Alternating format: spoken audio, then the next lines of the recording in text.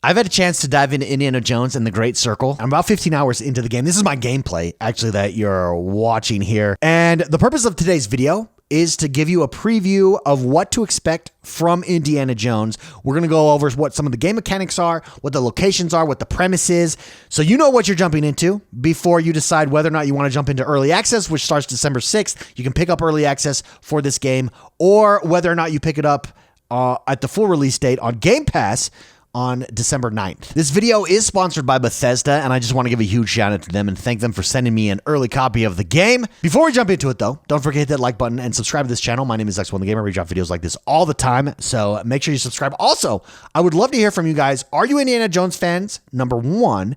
And if you are, even if you're not, what are your plans for this game? Do you plan on jumping into early access? Do you plan on getting this on Game Pass? Are you excited? Are you not excited for this game? Let me know in the comments below and let's start a discussion there. Okay, let's jump into the premise of the game. First of all, it is quintessential Indiana Jones. There's actually a couple different ways I thought about doing this. This is my gameplay. I recorded all 15 hours of my gameplay, and I thought, well, maybe we'll go through each of the locations, and I'll show you guys a little bit about each location. In the end, though, I decided, I think what we're going to do is stay here in Giza. Giza is this point of the story that really opens up to you when you get here. You get different tools like the lighter you can see here. This is your first tool that you pick up from the village that enables you to see in the dark. It enables you to burn things, stuff like that. But you're past the tutorial zone. You're past the opening levels. You come into Giza and the game opens up to you. It's an open world. It's an open world level, an open world instance is what I would say. There's open world aspects to it. And what I'm doing here at this part of the game, I'm not doing the main quest. What I'm doing is these side areas that are mini puzzles where we're collecting different archaeological artifacts to give to someone to ship off to a museum. And so we've got to sneak around the Germans. We got to sneak around the Nazis here who have collected these and solve the puzzles and then bring them back to another character in the game. Now, this game is set in 1937, and for those of you that are Indiana Jones fans, this places you right between Raiders of the Lost Ark and The Last Crusade. And in the game, you're racing to uncover secrets of the Great Circle before the Germans do. The main antagonist here is Voss. He's pretty ruthless. I think he's a pretty good antagonist. You may see him pop up here throughout. Maybe I'll fast forward later. He's the dude with glasses. You've seen him, I'm sure, in the trailers. He's the main antagonist. He's trying to discover the Great Circle before you do to claim its power for the Nazis. It's classic Indiana Jones where you're going around the globe looking for things, fighting the Nazis, trying to foil their plans. It's very true to Indiana Jones' roots. Throughout the game, I felt truly like I was playing a movie. I was playing Indiana Jones. That's the premise is very well done here. The locations are very well done. The theme is very well done. So what is the gameplay like? I mean, you're seeing some of it here. It's a lot of sneaking. This is a first-person adventure in Indiana Jones. You use the whip a lot. You've seen me use the whip. You use it for solving puzzles. You use it for traversal. You use it for disarming enemies. That quintessential whip is a very part of who you are as Indiana Jones. You do have a revolver. I don't use the revolver so much because you are punished pretty hard for not being stealth. You can get away with it sometimes. For the most part, stealth is going to be your better option here. This game is a blend of stealth, combat, and exploration. It does give you freedom on how you tackle each of the objectives. So as you can see, this is one of those objectives where I'm trying to uncover this tablet that I'm then taking to ship off to a museum. This is like a side quest in Giza that I'm doing. It's actually in the back of the truck here. And you can see I've decided to pick up a sledgehammer in case anybody wants to mess with me. And I will whack you over the head with that sledgehammer. But you get to choose how you solve each of the puzzles. And I like that. I like that blend of... They're very tailored set pieces, but there's also a lot of freedom there in how you solve each of these set pieces. The puzzles are the standout feature here in Indiana Jones, no doubt. The puzzles are where it's at. Whether you're in Giza reflecting light, which are some of my favorite puzzles that I've done, whether you're in later levels and there's some water-based challenges that you do, Each of the puzzles feel authentic to the environments that they're in. I think it feels, like I said again, I'm going to use this word again. I'm going to use this word a lot. Quintessential Indiana Jones. It feels quintessential Indiana Jones. And the puzzles definitely are the standout feature here. While this is an action first-person adventure game, let me rephrase that. While this is a first-person adventure game, the puzzles are the main part of this game, for sure. Now, there are later levels where it definitely feels more action-oriented as well. I would even say it's like Michael Bay-esque, where you're doing some crazy stuff with planes and you're doing. I don't want to give away too much, but there are action parts as well. The puzzles are the main part, for sure. This is definitely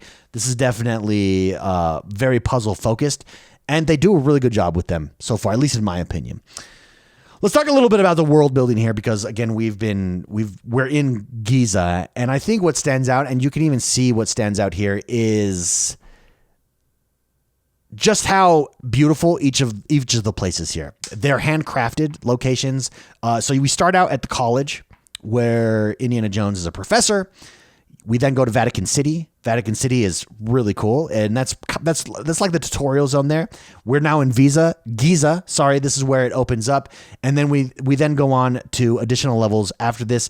Sukhothai, I can't pronounce it. Is the place? It's in Asia, and we go to the Himalayas and stuff like that. Each area is designed with player choice in mind. I think in each area, I was able to explore every nook and cranny. I was able to stick to the main path if I wanted to.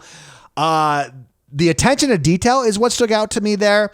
The detail in architecture, the detail in each of the puzzles that you do, the local foods, the languages. I mean, it translates it in subtitles. For instance, we'll go to the village here in Giza, and for the most part, people aren't speaking English. They're speaking whatever the local language is there, and then the subtitles are translated in English. That's the kind of authenticity that you get in the world building and the areas that you're in Indiana Jones and the Great Circle.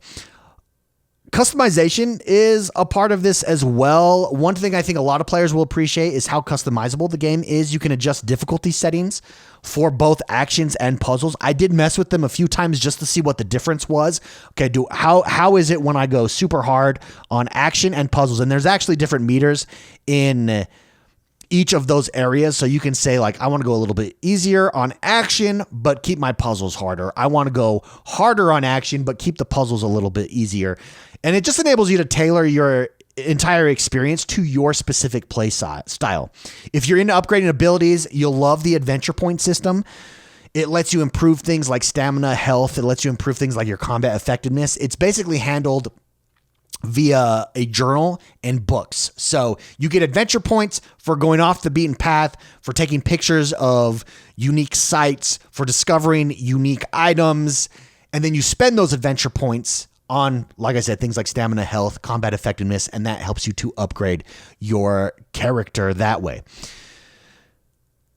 Does it feel like Indiana Jones? Yes, it does. I think it captures the classic Indiana Jones charm. The humor is there in loads. It definitely captures the humor. There's a little bit romance. You feel connected to the characters.